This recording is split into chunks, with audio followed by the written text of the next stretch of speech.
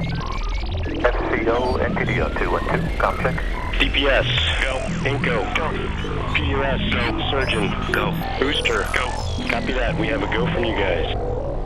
This is Talking Sound. Well, hello everybody, and welcome once again to the Talking Sound podcast, the only podcast on the internet where -10 is a number to be desired. Coming at you live from the throbbing heart of rock and roll that is actually Houston, Texas today. We are on the road here at Lucky Run Studios. Now, we've had our friend Jeremy Dudman on before, one of the engineers here at Lucky Run, and we actually have a great honor today. We have Mr. Michael Mikulka on the show. Welcome, and thank you so much for having us here in your fantastic new space. Now, some of what I actually want to talk about, I'm a studio guy myself. Right. Like, I have a great home studio. Even the podcast studio is pretty intense with rat gear fun, things like that, just for in my spare time. What was you recently just relocated to this new spot here on Blaylock? Right. In Houston, and you were located out in Richmond previously, correct? We were out on a large piece of property, and we were able to build the studio out there from scratch, and it was really nice, and it was a unique situation, but it was also way the heck out west, and for a lot of our clients, particularly clients from Houston, that's a long drive. People in Katy were very happy about that. Oh, absolutely. The short commute. Yeah. But it was a little too far out west, and this facility became available. Someone else had been leasing it, and it had kind of fallen a little bit into disrepair and such, and we had an opportunity to take it over, and we're very excited about it. And you've done a great job with the install here. I mean, the workflow that y'all have set up from room to room between Studio A, Studio B, and the main room in between them, as well as the side rooms, which, we'll go and get a better view of the main room here in just a minute. But it's a beautiful space, and you've done a great job with all of the workflow. Tell us a little bit about, because before the show you were actually telling me how happy Jeremy was to have actually gotten to take part in that wiring. Well, when we took this place over, we brought our own equipment, particularly into this room. But the wiring we kept because it was already there. Sure.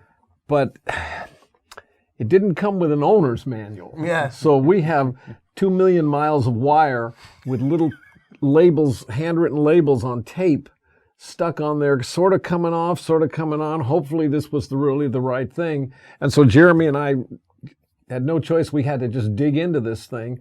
And because we had to keep the wiring that was here. Sure. Because it's here. Well, and it's a huge expense to go through and rewire things. And once you do that, now you're tearing down soundproof batting, and it becomes a whole process at that point. And everything run was well run too. So there was great lines, everything checked out.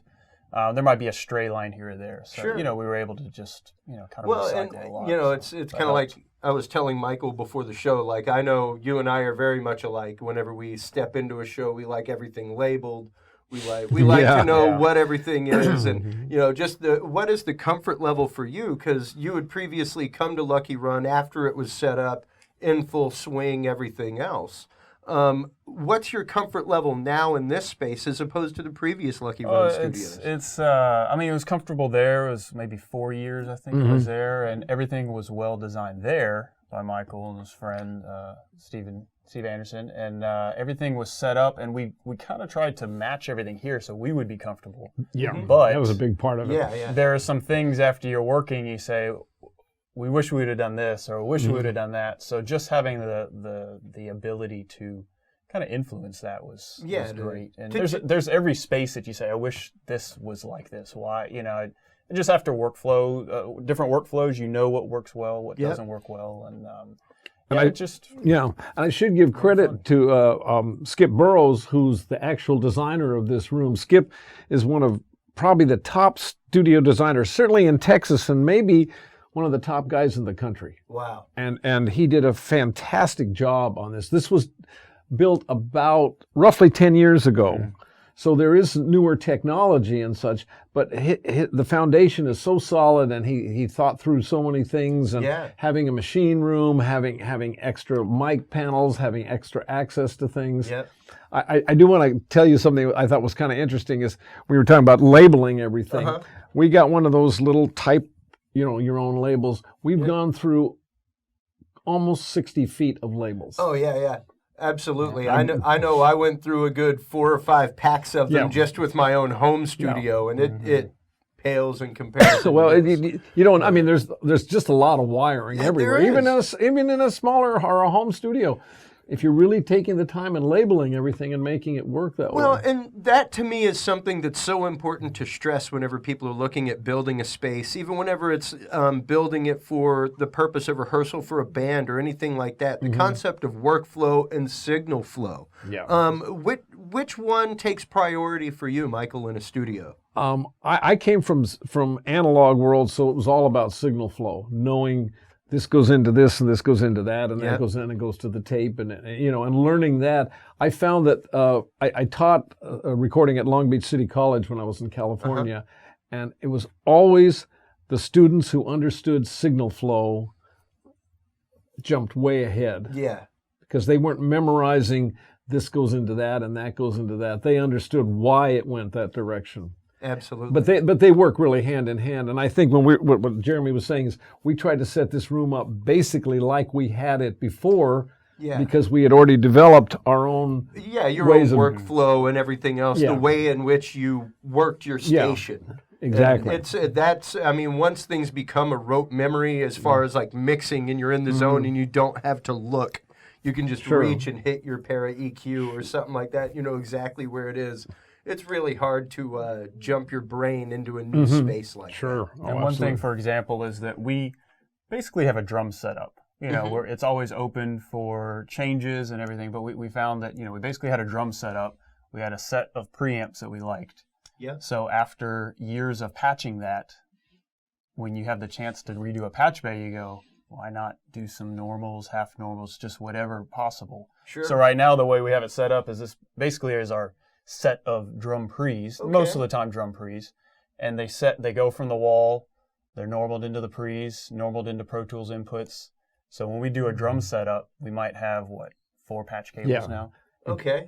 And we always know kick goes into number 1, and it always shows up on Pro Tools 1 through the Neve preamp, and that's fantastic. Just saves time. A little bit more time on up front saves a heck of a lot of time down the road. Well, absolutely, and it's really, and we've discussed that previously. Whenever you're going into a studio session, even as a musician, it's all about the pre-prep. Oh, yeah. If you have a chance, get there beforehand, like a week or so before to go check out the studio.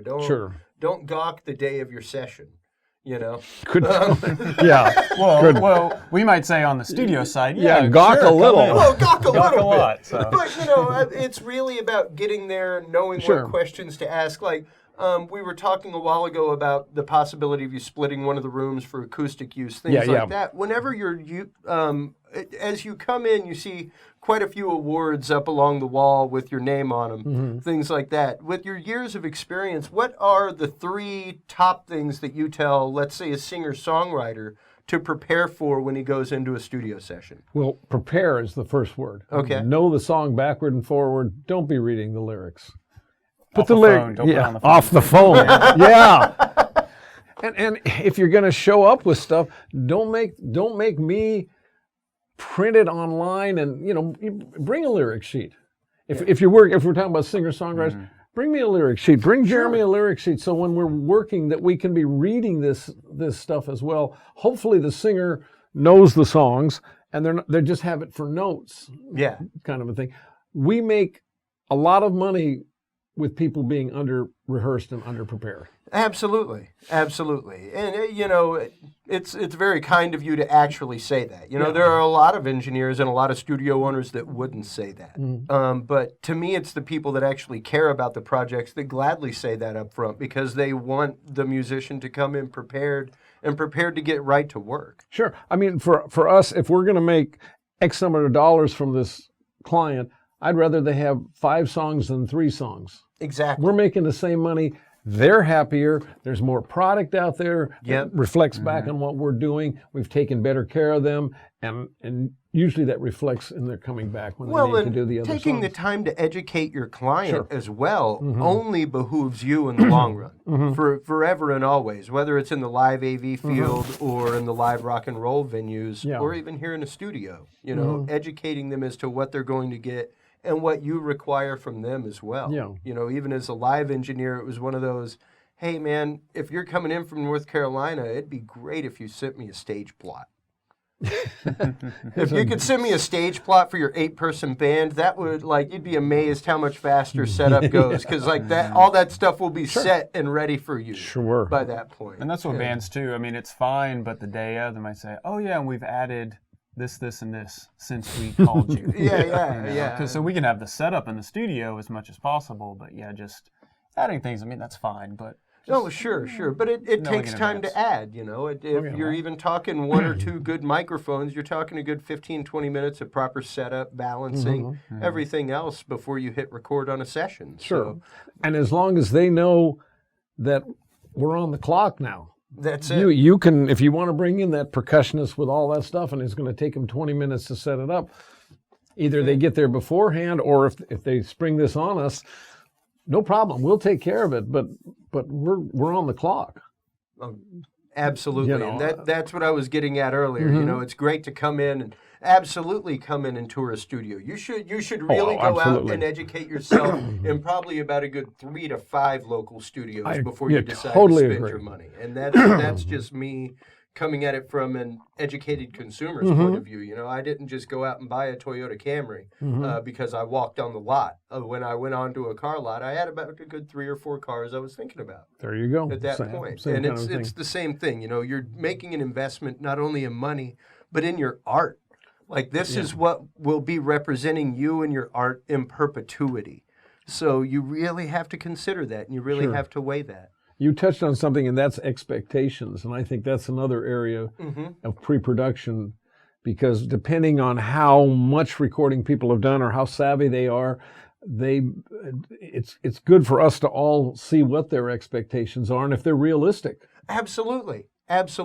And I mean, I recently had somebody come to me and ask to record some stuff. And, you know, it was like a 4-piece act, things like that. And it was literally it's not that I don't love you, and it's not that I don't love your music. It's just that at this point in my career, I don't really have the time, unfortunately, to devote to a project like that for the price that you have to put into it.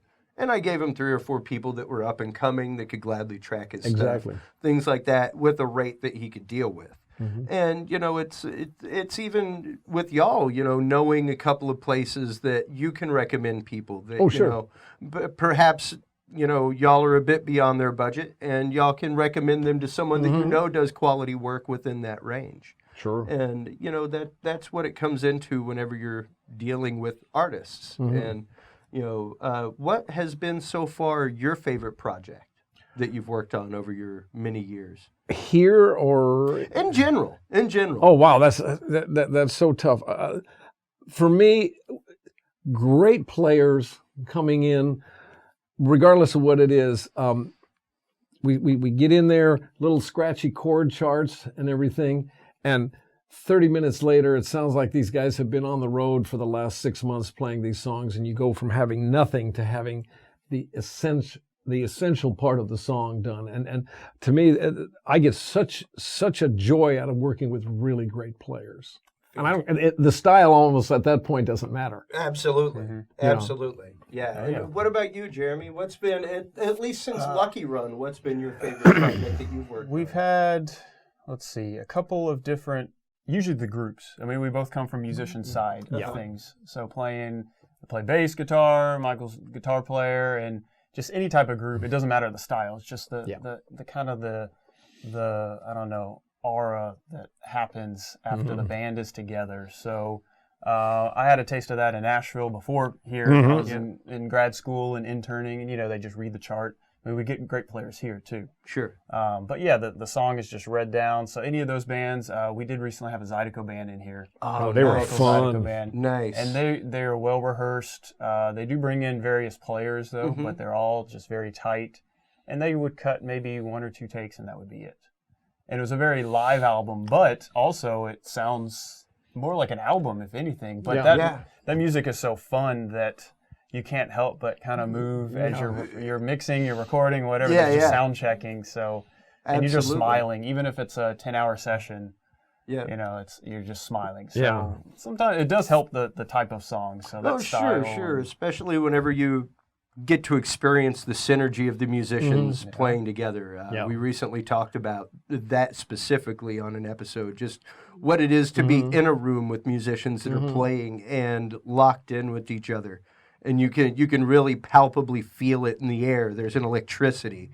Even through the glass, you can feel it, you know.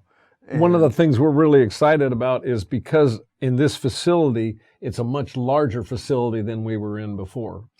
So we're going to have the ability to put larger groups of people playing at the same time. I mean, our whole thing right now is figuring out the most efficient way to do it, and where they can see each other, where they all can be connected, but we can isolate the sound sources enough so that if someone makes a small mistake, it's not on every single microphone in the room. Right. So, but having this much space and the openness, I think that's going to make a lot of difference. Well, and we've spent a little time in the control room here. Why don't we go experience that nice big space over here in the main room that you're talking about, Michael? What a swell idea.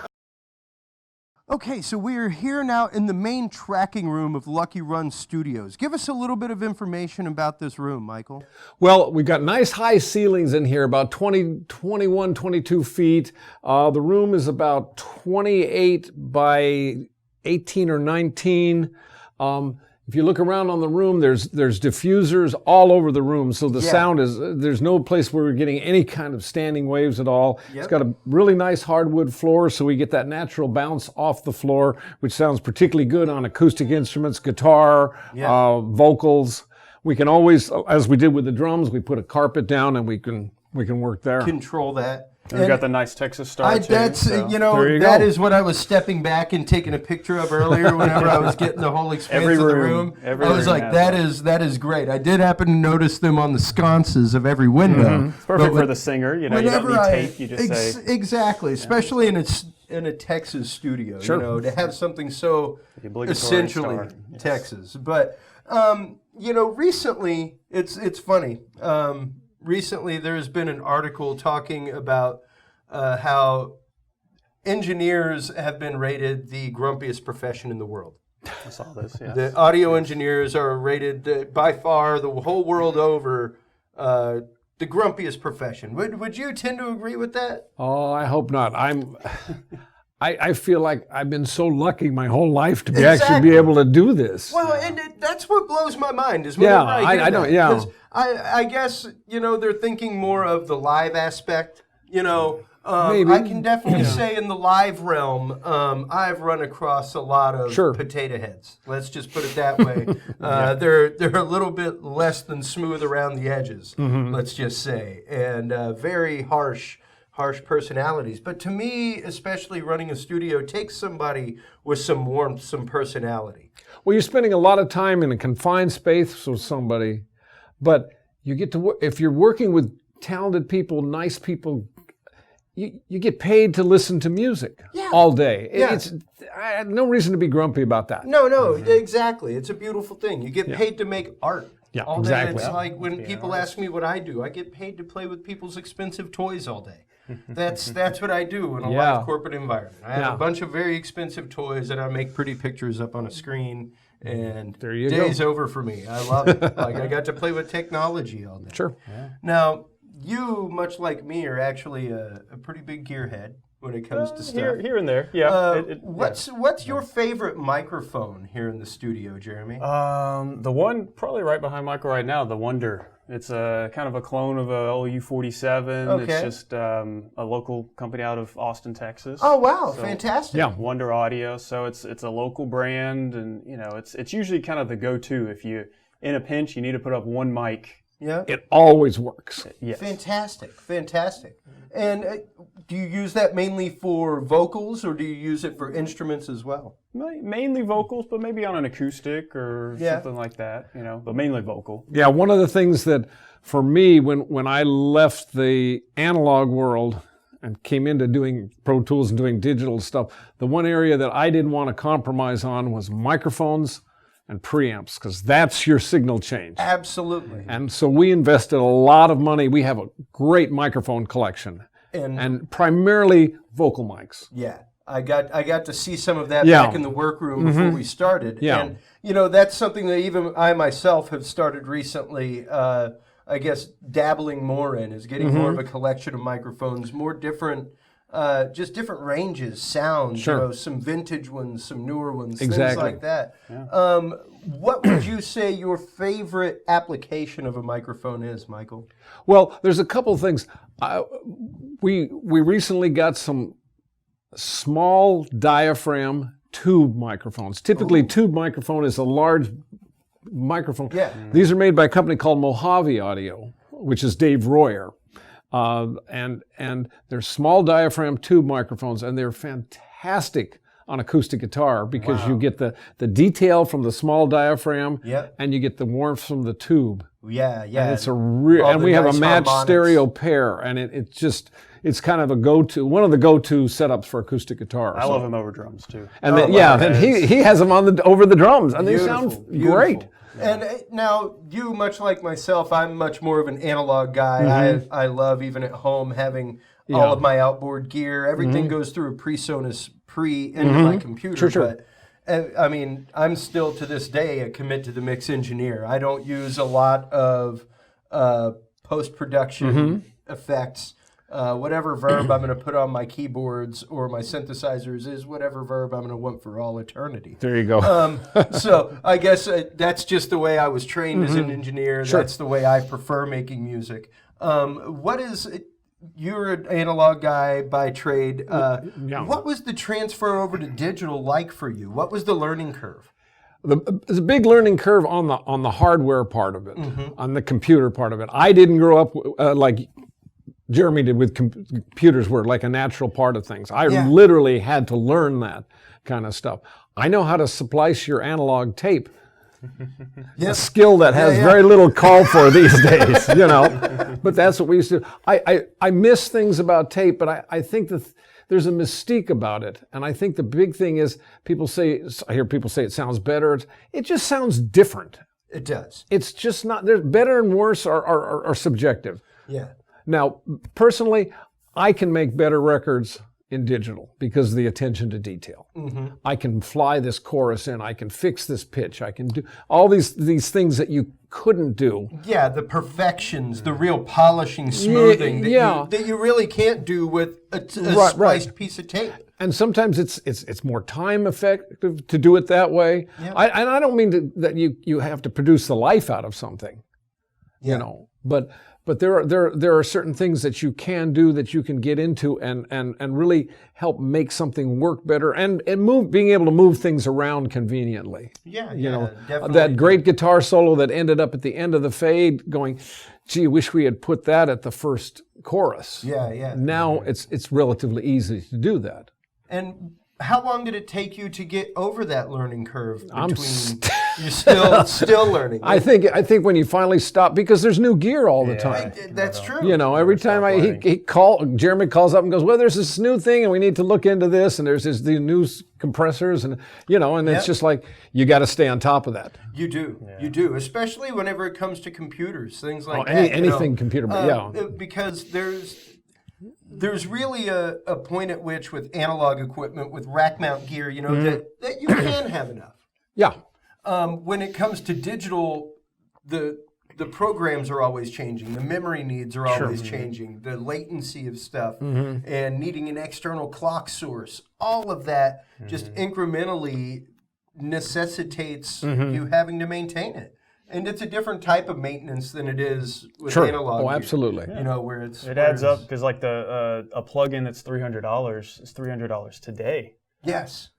The next year it's another $100 to update. That's right. And then in 2 years from now, it's no longer supported. So then you have to buy the extra update. That's and then right. go find So a new you can version. so you can still use the old codecs. So when I buy software, I mean, that's the toughest thing is still you just take it with a grain of salt and just hope that it's still supported in 10 years from now. Yeah, absolutely. And that is the one thing that's kind of tough is that it is a constant effort to keep up with that kind of stuff. Sure. And you guys do a great job even just walking around and seeing what y'all have in place for the uses that y'all have. Yeah. It's a great use of space and a beautiful, beautiful use of the technology at hand.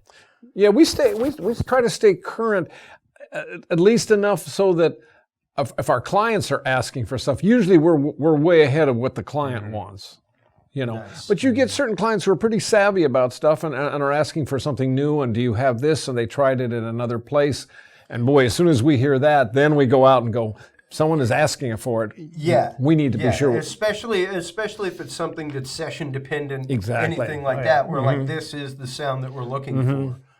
Even to be able to find a local rental or something like that, where you can get it in house for the 2-3 weeks that you're doing the session. Exactly. Now, depending on, let's say let's use the example of a singer-songwriter again, 5-song demo. What would their typical turnaround time be on a 5-song, something like that? What would they be looking at? Wait, should we say good musician? Yeah, let's go to bad fair to musician. Midland musician. Okay. All right. Okay. You know, That has a lot to we're do not with talking it. Clint Black coming in to do a solo Right. album. All right. Your typical college student wants to come in, produce 5 of his songs himself, a guitar, maybe some punch-in vocals. What would his typical turnaround time be on? I mean, we get this question all the time, and it's so dependent on the artist. We've had people who can come in and in 10 minutes do a great lead vocal, and that's the keeper vocal. And we've had other people who take 3 hours. Yeah. Now, I think the trick on that is to make sure that the person who takes 3 hours doesn't feel like they're not singing well. Sometimes it just takes longer. In the end, the listener doesn't care if it took 10 minutes or 3 hours if it's a great vocal. That's And it. we try to, relax. However long it takes, we'll get there. We'll do it. But something like a 5-song, if they can play and sing it at the same time, that changes. That changes the equation. Absolutely. Big time. As far as doing it that way. So something like that could be done in a couple of hours. I mean, there's the thing where they'll say, can we do these 2 songs in this amount of time? Mathematically, absolutely you can. If you get it on the first take and no one makes a mistake, yes you can. Experience says it's going to take a little longer. Let's leave some cushion inside. Yeah, exactly. What's the slogan we have on the shirt? Some of the shirts you have? It says, how long can it take? It's only a 3-minute song. And I love We got to get you one of those shirts. Absolutely. I would love one. And you guys actually have your open house coming up. Is it From today. a week from today? September Fantastic. 12th. And that will be just after this episode is released. That's fantastic. Oh, good. What is, I guess, what so far? Y'all have done a few sessions in here already. Yeah, we've- How has the response been? How has it been received so far by the people who've come into the new Lucky Run home? I did a session last night, and we just got rave reviews. And these were some serious producers coming down from Dallas to work with this particular artist, and they were blown away. They were pleased with the room, the size, the amenities, the speed at which we worked. We stayed right up with them, the equipment that they were able to have, how we could accommodate whatever they needed to do. We needed a keyboard over there. We need this MIDI over here. We had all of that. That part we know from the other studio. It's just now here it's finding it here. Yeah, absolutely. We had a band in to try some things out last week. And so we had the drums set up. I mean, we were able to put room mics up, which was great. The old drum room was a small room. It was great. You could get that sound, but create it maybe after the fact. But I love being able to turn up room mics and able to have the singer. There are 2 booths that you can't see off to this side, but there's a Studio B and then the vocal room. It's not really a vocal booth, but vocal room. Yes, it is, and that's just it. It's a room. So it's you can not put just a booth. You can put drums back there. Yeah, you could put a 3-man act back there pretty in much. that room, literally. Yeah, absolutely. I mean, this space in and of itself is enough for at least a good like 10-piece horn section. And that's plus an entire band on top of that. I mean, you could do an entire funk tribute inside of this place. It's cavernous in this space. Yeah, I think all told it's like I want to say 2,700 square feet, something on that's on that intense. nature. And it's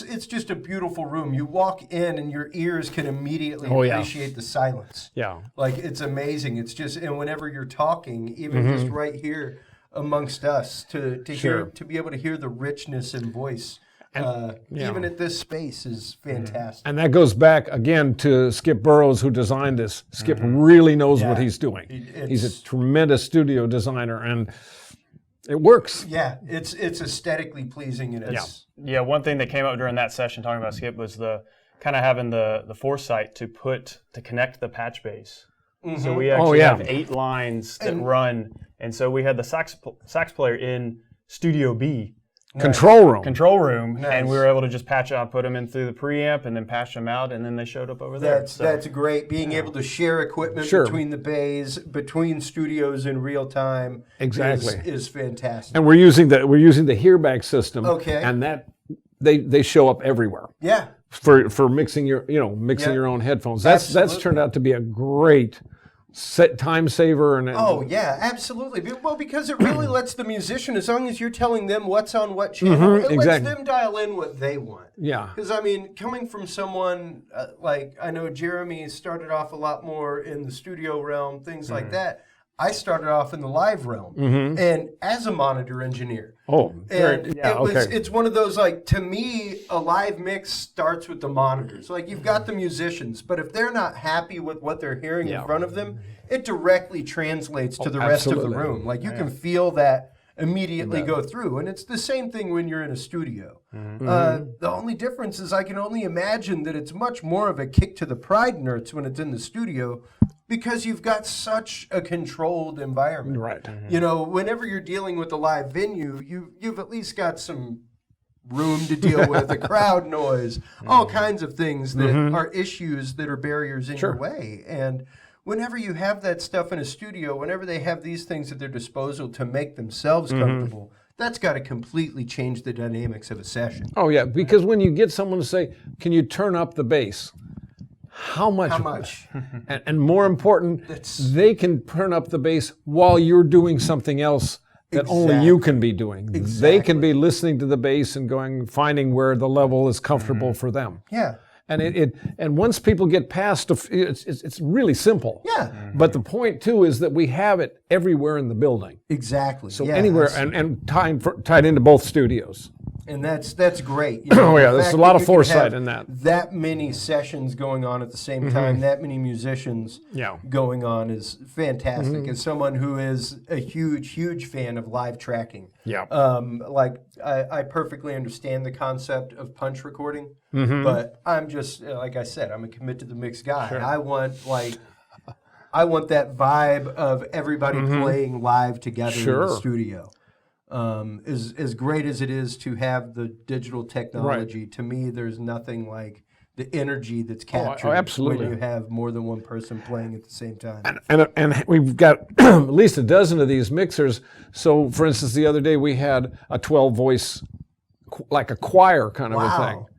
And plenty of room, no problem. Everybody could adjust that. They were sometimes they were sharing, but the tracks had already been cut somewhere, so now they just came in here to sing vocals, and what a treat to hear, a dozen really good singers. Yeah. And just bring up the microphones and sit back and, that kind of a thing. Well, and that really, to me,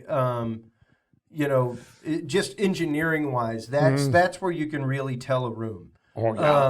Is with the spoken word and with voice. Yeah, absolutely. It's one thing the way an amp sounds in here, or drums, but when you do have a choral group in proper tune and singing, like that's when, when you're in a marble church, you realize why that church is made at the dimension it's made with the marble it's made out of. Sure. Like that's the only way you get that sound. And that's literally the only way that, to me, rooms like this really come to life is whenever you do get to experience that.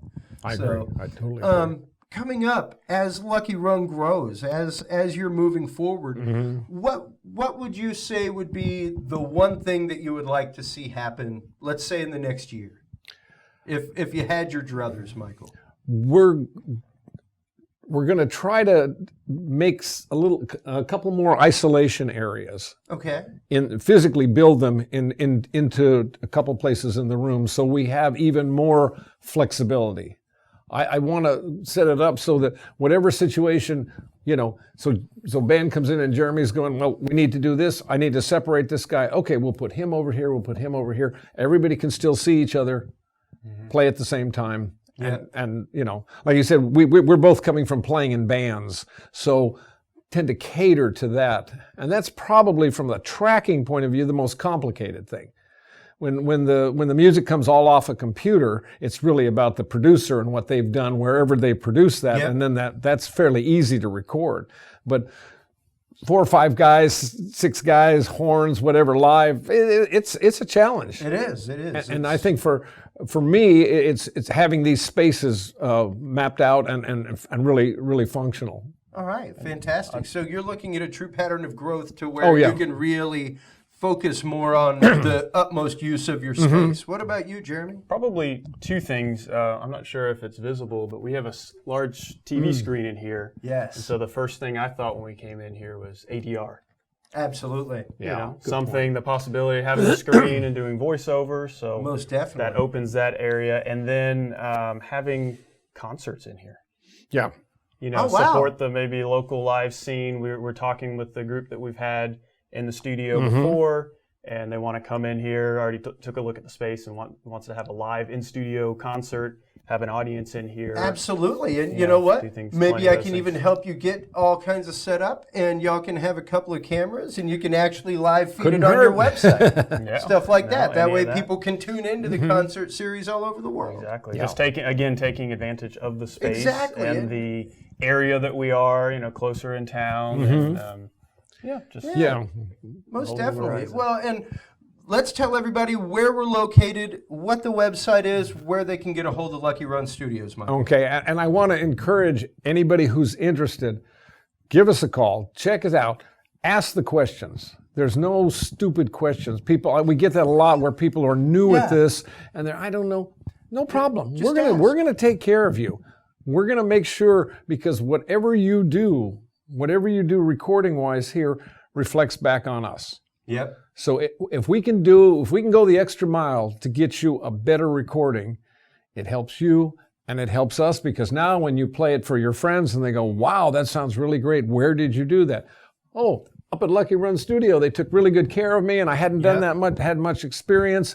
I felt very comfortable, very relaxed, and it shows in the performance. So we're not so grumpy, is what you're saying. Yeah, absolutely. Well, it's been more than amiable. Even my experience here, you were more that there are some people, and I've been into quite a few studios, there are some people that wouldn't really, we don't really need to go see the computer room. Like, we don't, you don't need to see, like, the back hallway. Oh, yeah. Things like that. But the thing is, I could totally tell and see and feel the passion that Mike has for his space, for his dream, and for this studio. Yeah. The fact that you did take me back there and show me that, it shows the fact that you have a definite vision as to what you want Lucky Run to be. So, and that's really how you get out there. That's how you make sure that people are getting what they're getting, is to share that passion with them and make that passion infectious. Absolutely. So what is the website? You've got, Jeremy's doing all of that these days. We're at luckyrunstudio.com, and if you scroll through, you can see the gear page, you can see staff, you can read about us if you'd like, if you haven't already had enough of us. But the address also is 4480 Blaylock Road. We're here in Houston, and that's down at the bottom of the website. And we're always open for tours. Come check us out. Come to the open house. Absolutely. Make sure to come to the open house next Saturday. From September 12th. 1 to 6. and we'll have some refreshments. And it's really about showing people around and meeting other musicians and seeing how the whole thing works. And it's a lot about supporting. Now we're in the Spring Branch area of town, so supporting Spring Branch, supporting Houston music, just the local scene, and just having some sense of community here in Houston is a big thing. Houston is really an artist town. There really aren't per se record labels. It's not a record industry town like you would find in Austin or Atlanta or but it's a big town. It is. And there's a lot of talent here. Well, and that's what I've told people for years whenever they're like, I've never really found anything in Houston. I'm like, that's because Houston is like an hour north to south without traffic. Like there are scenes. It's just that it's not like Austin where it's like, hey, let's go to this 4-block area that's the scene. It's literally like there's one scene over here and there's another scene over here. And where y'all have placed yourself is literally right in the middle of all of these scenes. So you've done a great job of geocentrically locating yourself to this is the clientele. It's a good location. And again, with this room, we're going to be hosting NARUP, their meeting next week. The Nashville Songwriter thing, we're talking to them. Springboard, We Get. All of these are music organizations in this area, and we're going to open up and try to host some of their get-togethers and their mixers and stuff like that as a way to stay connected with the community. Well, absolutely, and that's really what it's about. Is making sure that it's only through nurturing arts in your area, through providing things like that any of it grows. That any of these seeds grow. Sure. That new musicians want to be musicians. So you bet. I'd like to thank you guys very much for taking the time to give us a quick tour around the new space. Thanks for coming. I'd love to come back. See what things are like in a few months, see how things have been progressing. Gotcha. And keep in touch with you guys. Okay, sounds good. Once again, everybody, thank you so much for tuning in. This is Lucky Run Studios. We have Mike Mikulka and Jeremy Dudman. I am Christopher Jordan, your host. While you're online checking out Lucky Run Studios and what they're all about, please make sure to stop on by TalkingSoundShow.com. There you can find all of the articles, the video episodes. We have audio content. We also have great articles from industry news greats like Rupert Neve.